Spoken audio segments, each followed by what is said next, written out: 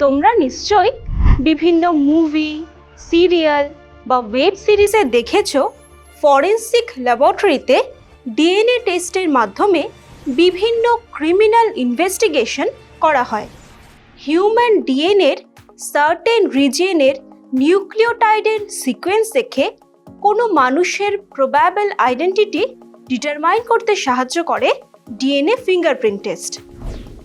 1918 খ্রিস্টাব্দে sir Alec Jefferies প্রথম এই ডিএনএ ফিঙ্গারপ্রিন্ট টেস্টের ধারণা দেন।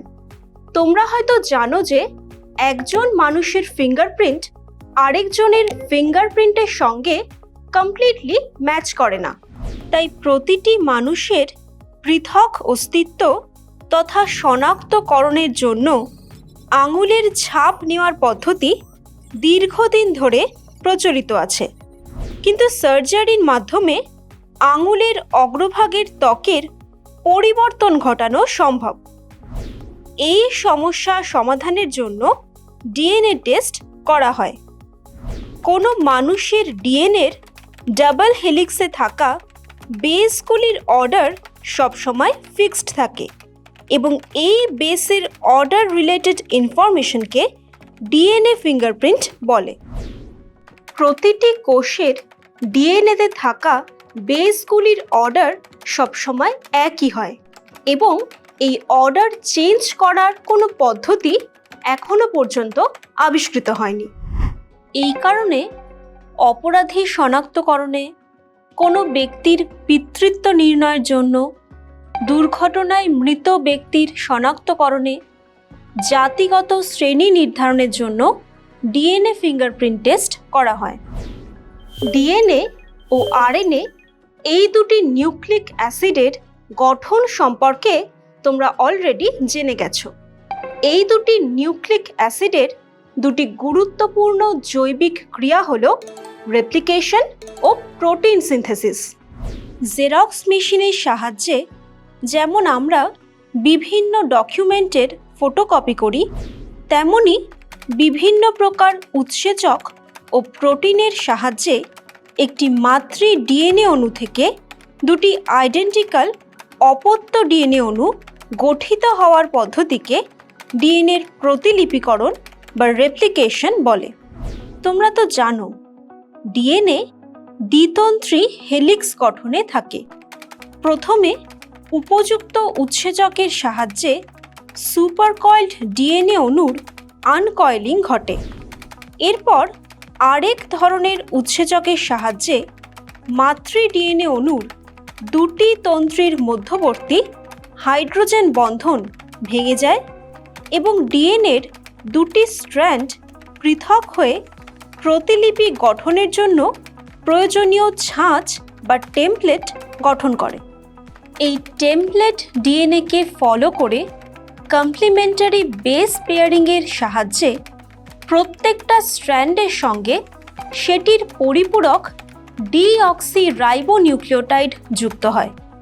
এভাবে যে দুটো অপত্য ডিএনএ অণু তৈরি হয় সেগুলির প্রত্যেকটিতে একটি করে মাতৃ ডিএনএ তন্ত্রী এবং একটি করে নতুনভাবে সংশ্লেষিত ডিএনএ তন্ত্রী থাকে।